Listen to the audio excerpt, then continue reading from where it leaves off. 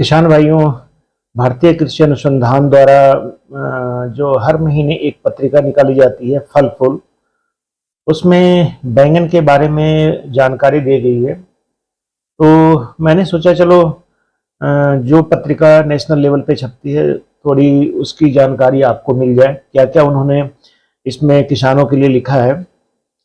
बैंगन की अच्छी फसल के लिए मिट्टी का पीएच मान 5 से 7 के मध्य होना चाहिए। सबसे महत्वपूर्ण बात है कि अगर पीएच थोड़ा एसिडिक हो, यानी कि अम्लीय अगर मृदा है, तो वो बैंगन के पौधे के लिए अच्छा है। इसलिए पीएच की जांच के लिए आप मृदा का परीक्षण अवश्य करवाएं।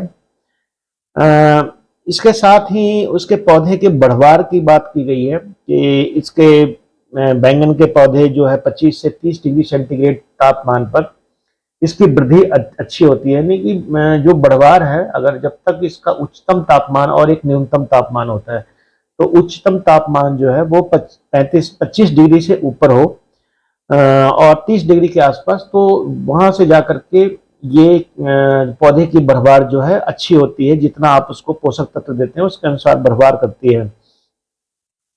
नॉर्मली माना जाता है कि 35 से 40 डिग्री टेम्परेचर के बीच में, यानी 38 डिग्री टेम्परेचर के बीच में तक ये फलन अच्छा देता है। वैसे तो बैंगन कम टेम्परेचर पे भी फल देता है। आपने देखा होगा कि जब कभी 12 से 15 डिग्री टेम्परेचर भी हो जाता है तब भी इसमें फलन आती है। तो 12 से 13 डिग्री टेम्परेचर से लेकर के आपको 40 डिग्री टेम्परेचर के बीच में बैंगन का फलन होता है, लेकिन 35 के ऊपर जाते जाते इसका फलन में कमी आने शुरू हो जाती है।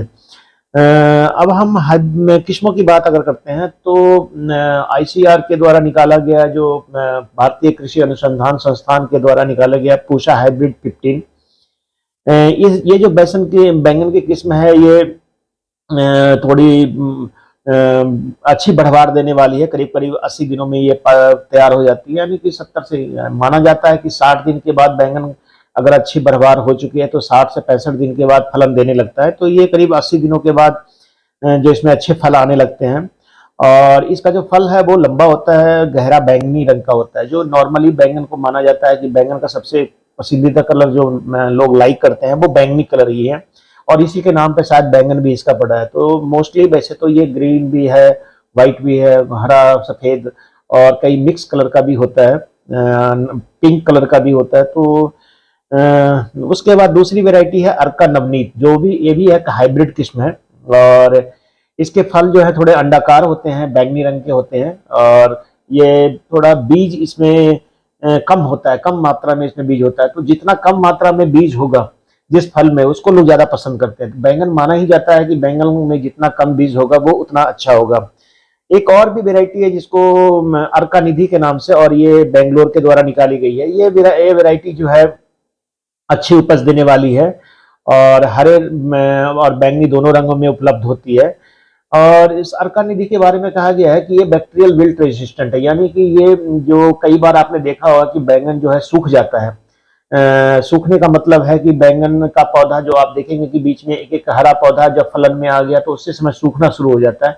तो उस कंडीशन में ये पौधा जो अर्का निधि है, ये अच्छा माना जाता है कि वहां पे ये उसके प्रति काफी रेजिस्टेंट है, सहिष्णु है। तो इसको अगर आप लगाते हैं, कहाँ बैंगन की समस्या आ जाती है जहाँ पे बैंगन के पौधे जो बैक्टीरियल बिल्ड, क्योंकि बैक्टीरियल बिल्ड बहुत आसानी से कंट्रोल नहीं होता, तो उस कंडीशन में रोग प्रतिरोधी किस्में हैं उसमें अर्का निधि, अर्का केशव वगैरह का प्रयोग को लगाना चाहिए किसानों के लिए।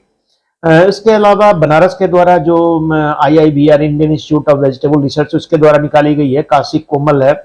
यह भी एक हाइब्रिड किस्म है और इसकी रोपाई 35 से 40 दिनों के बाद जो है फूल और फल आने, मतलब बहुत कम छोटे अवस्था में इसमें फूल फल आने लगते हैं। लेकिन फूल फल आने के लिए मैं जो मानता हूँ कि इसमें टेम्परेचर का बहुत बड़ा रोल है। अगर टेम्परेचर सामान्य है तो 35 से 40 दिनों के बाद बैंगन की अच्छी बढ़वार हो तो फूलन आ ही जाती है।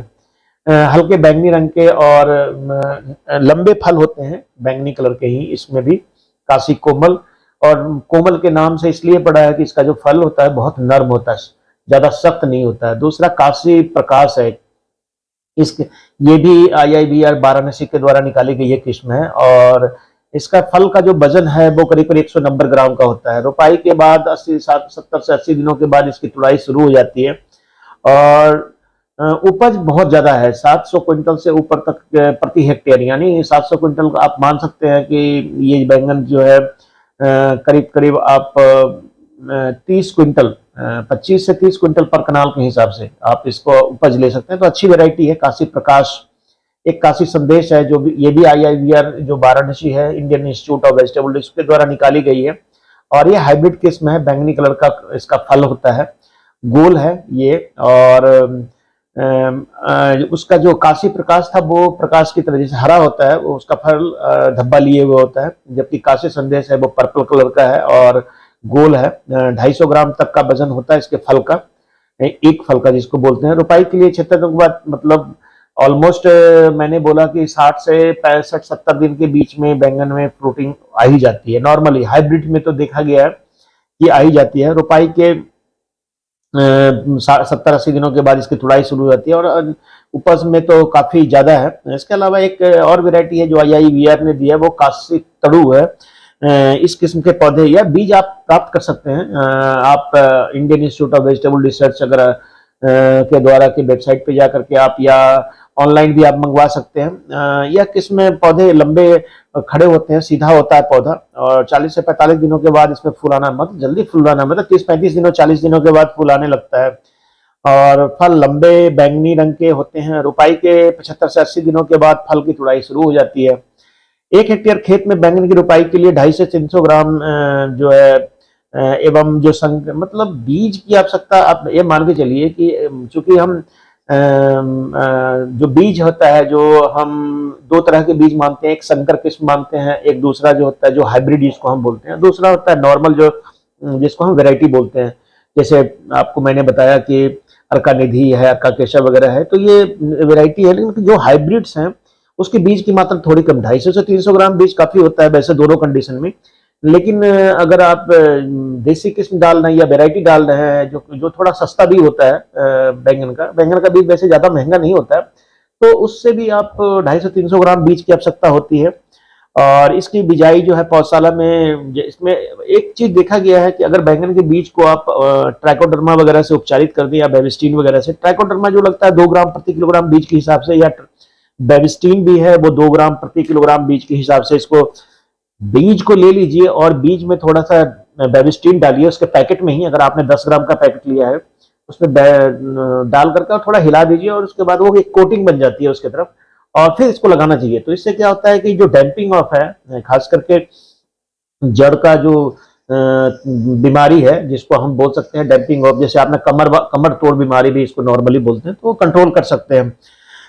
पौधरोपण और देखभाल की बात करते हैं तो रोपाई के जो है, वैसे बैंगन को लगाने का टाइम तो गर्मियों में फलता है। नॉर्मली इसको दिसंबर के जनवरी के महीने में इस किसी लो टनल बना करके या कोई छोटा सा व्यवस्था करके किसान इसकी पौध तैयार कर लेते हैं, और 25 जो ठंड के मौसम में जैसे जनवरी के महीने में पौध तैयार होगी तो 30-40 दिनों में, 40-45 दिन भी लग जाता है पौध तैयार होने में। हेल्दी पौधा जो तैयार करने में उसमें टाइम लगता है। अगर आपके पास पॉली हाउस है तो जल्दी तैयार कर सकते हैं। तो उस कंडीशन में आप पौधे तैयार कर लेते हैं, और इसकी फरवरी के महीने में, फरवरी 15 के बाद अगर मौसम 10-15 डिग्री जो है न्यूनतम है और मैक्सिमम अगर 20 डिग्री टेम्परेचर पहुंच गया है, जैसे दिन में रात का टेम्परेचर 10-15 डिग्री के करीब आसपास हो गया, तो आप बैंगन को लगा सकते हैं और उसको ट्रांसप्लांट कर सकते हैं। जो दूरी की बात अगर करते हैं तो 60 से 50-60 सेंटीमीटर हम रखते हैं। वैसे कई सारी हाइब्रिड्स हैं, जैसे नवकिरण वगैरह हाइब्रिड है जिसको हम लगाते हैं, तो उसमें क्योंकि ये बैंगन को लोग थोड़ा सा दूसरे तरीके से मान के चलते हैं। लोग सोचते हैं कि बैंगन जो है वो बहुत ज्यादा मार्केट में प्राइस नहीं देते, 10-15 रुपए 20 रुपए किलो बिकता है, तो बहुत ज्यादा किसान को फायदा नहीं होता। लेकिन ये किसान का सोचना थोड़ा गलत है। बैंगन से अगर आप पैसा एग्रीकल्चर में कमाना चाहते हैं तो बैंगन बहुत अच्छी चीज है। बैंगन स्टैगर्ड हार्वेस्टिंग होता है, नंबर ऑफ, जितनी मेहनत करेंगे जितना कम बीमारी लगेगा उतनी ज्यादा इसमें हार्वेस्टिंग होगी। तो ये 8 महीने तक की भी कई बार क्रॉप, अगर आपने फरवरी के महीने में लगाया है और अच्छी देखभाल की है और जल जमाव की आपके खेत में अगर समस्या नहीं है, तो ये 7-8 महीने तक क्रॉप चल जाता है और लगातार आपको हार्वेस्टिंग देता है। मैं मानता हूं कि बहुत ज्यादा प्राइस मार्केट में नहीं मिलता है, मतलब एक औसत प्राइस होता है 10-15 रुपए किसान को अगर मिल जाता है या 20 रुपए मिल जाता है। कभी कभी तो इसका रेट ज्यादा भी होता है, लेकिन तो भी ये फायदेमंद है क्योंकि कई मामले में ये कई गुना ज्यादा प्रोडक्शन करता है ये, और बहुत कम देखभाल की आवश्यकता होती है। मतलब जो इंटरकल्चर ऑपरेशन है वो कम करने पड़ते हैं। तो पौधे से पौधे की दूरी 60 सेंटीमीटर आप रखिए, लाइन से लाइन की दूरी, और पौधे की दूरी भी डिपेंड करता है 60 सेंटीमीटर, लाइन से लाइन की दूरी 60, 70, 75 सेंटीमीटर तक रख सकते हैं। वो डिपेंड करता है कौन सी वेरायटी आप लगा रहे हैं। जो गोलाकार खास करके जो बैंगन होते हैं उसकी बढ़वार बहुत ज्यादा हो जाती है 3-4 महीने में, तो डिस्टेंस आपको रखना चाहिए। जितना ज्यादा डिस्टेंस रखेंगे, हवादार उसके बीच में रहेगा तो ज्यादा फलन भी आता है। तो ये कंट्रोल ये देखना चाहिए, और आप किस मौसम में लगा रहे हैं ये भी डिपेंड करता है। अगर आप बरसात, जैसे अभी फरवरी का महीना चल रहा है, इस समय अगर आप लगाते हैं बैंगन को, तो डेफिनेटली है कि थोड़ा सा ज्यादा स्पेस आप रखा कीजिए, क्योंकि ये लंबे समय तक, अक्टूबर, जुलाई, अगस्त, सितंबर तक तो चलेगा ही। आप अगर जुलाई अगस्त तक अगर आप इसको लगा के रखते हैं तो 60 से 90 सेंटीमीटर के बीच में आप गैप रख सकते हैं, और पौधे से पौधे की दूरी 60 सेंटीमीटर या 45 सेंटीमीटर आप रखें तो कोई दिक्कत नहीं है। बैंगन की प्रूनिंग वगैरह नहीं करते हैं, लेकिन रैटून क्रॉप जरूर कभी कभी बन जाती है। आपने देखा होगा गाँव में लोग लगाते हैं, बैंगन को लगा देते हैं और उसके बाद उसको पूरा नहीं काटते हैं, बट सर्दियों में भी चलता रहता है। और जब थोड़ा बहुत सूखने लगता है तो उसको एक कटिंग, जब बहुत लंबा हो जाता है तो उसको एक कटिंग जमीन से 1 फुट ऊपर से काट देते हैं, फिर उसमें तौलिया वगैरह बनाकर उसमें खाद वगैरह डाल देते हैं, तो फिर से वो चल पड़ता है। तो रैटून क्रॉप बोलते हैं, बैंगन में भी चलता है। इसको आप कटिंग के द्वारा भी बैंगन का, और बैंगन के अगर बहुत अच्छी तरीके से अगर आप उसके ऊपर वाले शाखा को काट करके किसी जमीन में लगा देंगे, थोड़ा सा ऐसे सेडी प्लेस में, तो आप देखेंगे इसमें रूटिंग भी हो जाता है। तो टमाटर की तरह इसमें भी कटिंग से रूटिंग हो जाता है, बड़ी आसानी से होता है। अगर आप उसको अच्छी तरह से कटिंग बना करके उसके पत्ते सारे काट लीजिए, और कटिंग को अगर आसान कहीं पर लगाने करके, कोई वैरायटी ऐसी है जिसकी आप कटिंग तैयार करना चाहते हैं, तो पौधे तैयार हो जाते हैं। हाँ, उसमें फलन अभी नहीं देखा गया कि बहुत ज्यादा फलन होता नहीं है, लेकिन पौधा चलता है, और बाद में जाकर के अगर अच्छी देखभाल करेंगे तो डेफिनेटली है कि उसमें फलन होगा ही होगा। जो रोपाई है वो शाम के समय करनी चाहिए, और जिस समय आप रोपाई, तैयार पौध को लगाने के लिए आप लाइनों में ही लगाएं, कभी भी इसको इधर उधर करके ना लगाएं, शाम के समय लगाएं। और कोशिश करें कि इसकी निराई गुड़ाई जो है वो करते रहें। शुरुआत में उसको पानी की सिंचाई जिस दिन लगाए उस दिन कम से कम 1 सप्ताह तक लगातार उसको तौलिया बना करके, छोटी छोटी तौलिया जो पौध के पास बनाते हैं उसमें आप पानी दीजिए। फ्लड इरिगेशन करने की आवश्यकता नहीं है, बहुत ज्यादा पानी की आवश्यकता नहीं होती है, इसको आप फुहारे वगैरह से दे सकते हैं। जहां तक खाद और उर्वरक की बात है, तो अच्छी पैदावार के लिए 200 से 250 क्विंटल गोबर की खाद तो चाहिए। हर पौधे के लिए 200 से 250 क्विंटल प्रति हेक्टेयर जो है, एक कनाल में 10 क्विंटल करीब करीब आपको गोबर की खाद डालनी चाहिए। इससे क्या होता है, मिट्टी की उर्वरा शक्ति हर समय बनी रहती है।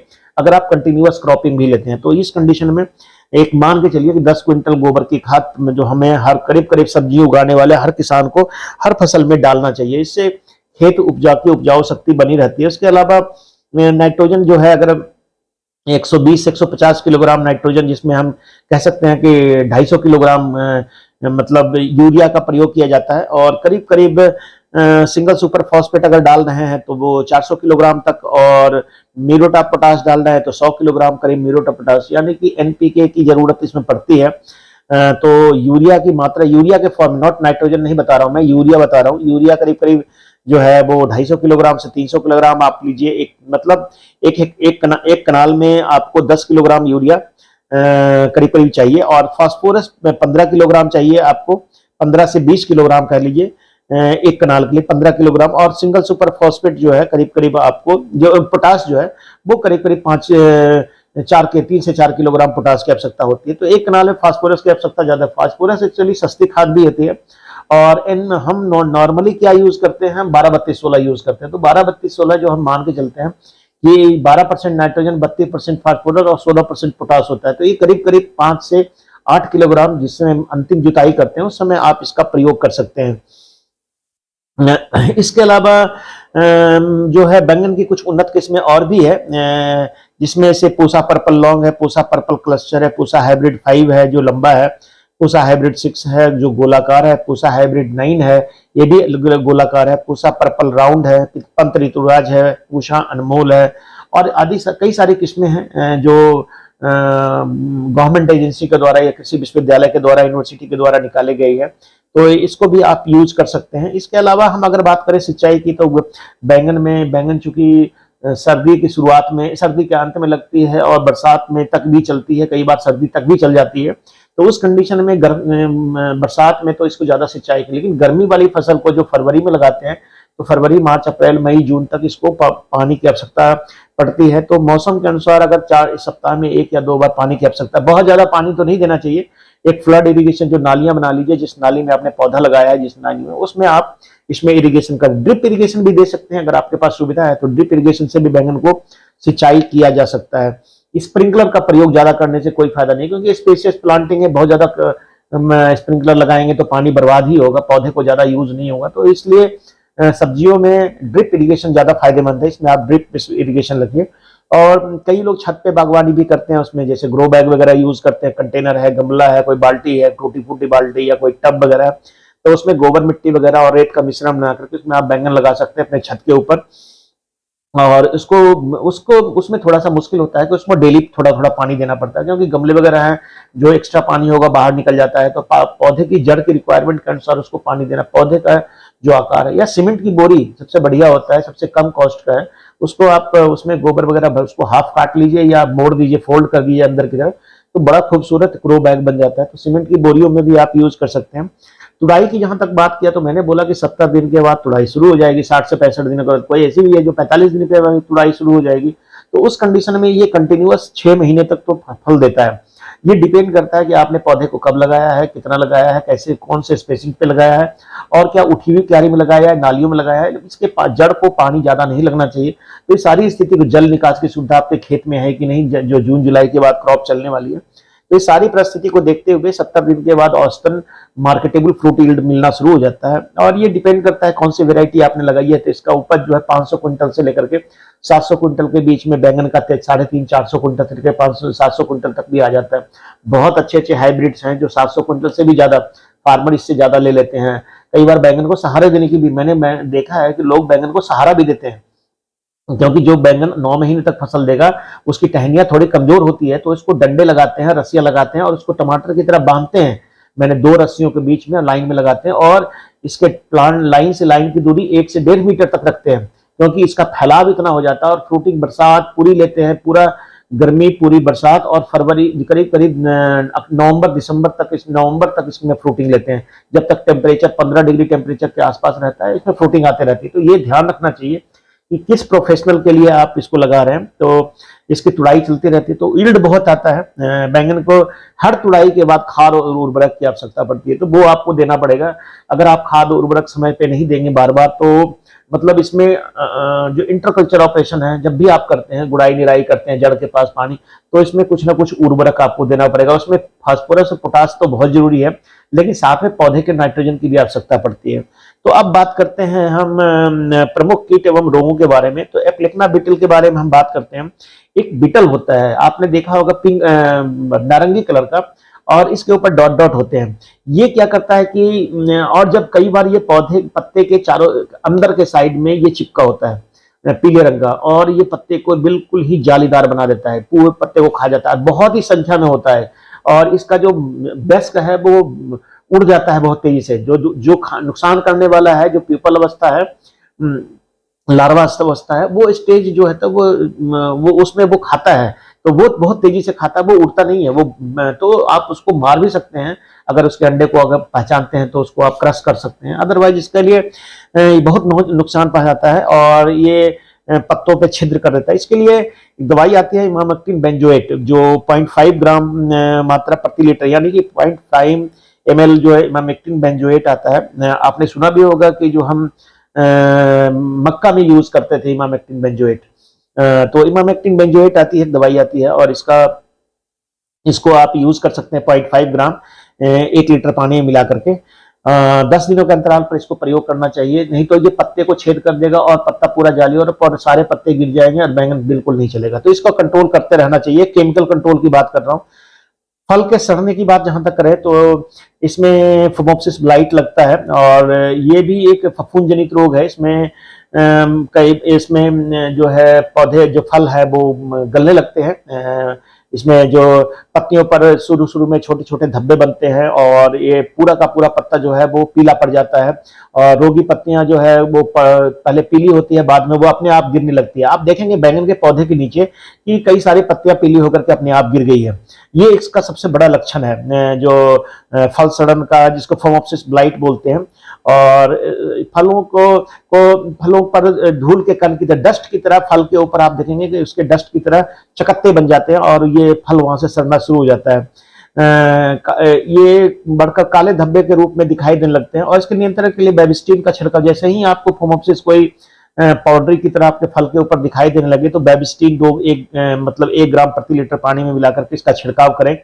बीज को उपचार करके जरूर लगाएं और बेबिस्टिन के साथ हो सके तो डायथेनियम 45 का भी स्प्रे कर सकते हैं। दोनों को मिलाकर के 1 ग्राम बेबिस्टिन और 2.5 ग्राम डायथेनियम 45 इसका 7 से 8 दिन के अंतराल पर इसका छिड़काव करते रहिए।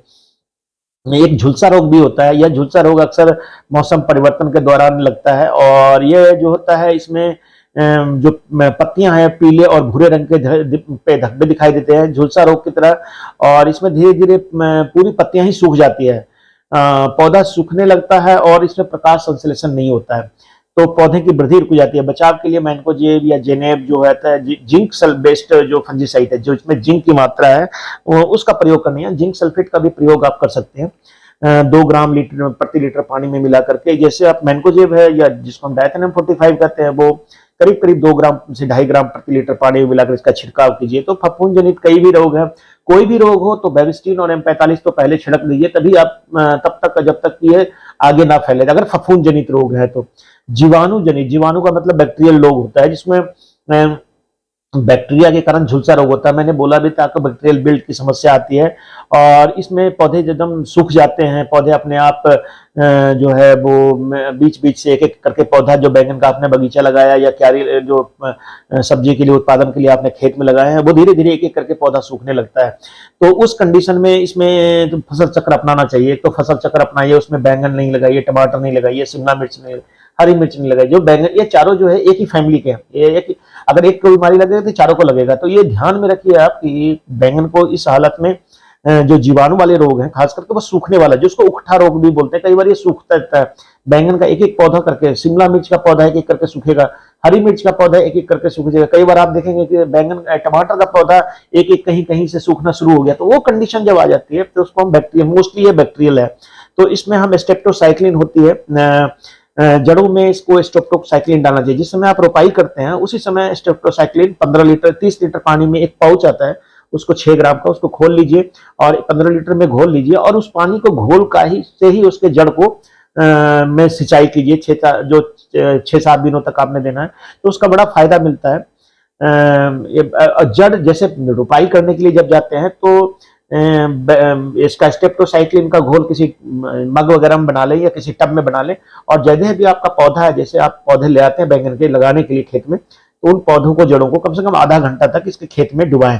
तो ये तो थी आपको बैंगन की बात कि बैंगन को हम कैसे लगाते हैं। इसके अलावा तना फल छेदक के लिए या जो एक बीमारी है, कीड़ा है, ये सबसे ज्यादा बैंगन का अगर किसी किसान से पूछो कि आपको क्या परेशान करता है तो वो वही बोलेगा कि तना एवं फल छेदक कीड़ा है। और इसका जो इल्लू है, लार्वा जो है वो जिसको हम पिल्लू बोलते हैं, ये लार्वा होता है वो पत्ती के जड़ होने के स्थान पर छेद बनाकर घुस जाता है और अंदर ही अंदर खाता रहता है। इसकी टहनी का विकास रुक जाता है। आप देखेंगे पौधा अपने आप मुड़ गया है तो वो कंडीशन आ जाती है कई बार कि पौधा अपने आप मुड़ जाएगा, मतलब ऊपर से कली, खासकर शीर्ष भाग और सूखा हुआ लगता है। कई बार किसान परेशान हो जाता है कि पता नहीं इसमें दिख तो कुछ भी नहीं रहा है, लेकिन वो सुंडियां जो है वो तने में छेद करता है और जहां से सूखा है वहां पर अगर आसानी थोड़ा सा सावधानी से तोड़ के देखेंगे तो वहां से वो कीड़ा निकलता है, सफेद रंग का या भूरे रंग का कीड़ा निकलेगा और ये बाद में तितली बन जाती है। तो ऑब्वियसली है कि इसके कंट्रोल करने के लिए आपको तितली अंडा देती है, ये अंडा नहीं देता है। तो तितली जब अंडा देती है तो उसको उसी अवस्था में इसको कंट्रोल करना पड़ता है।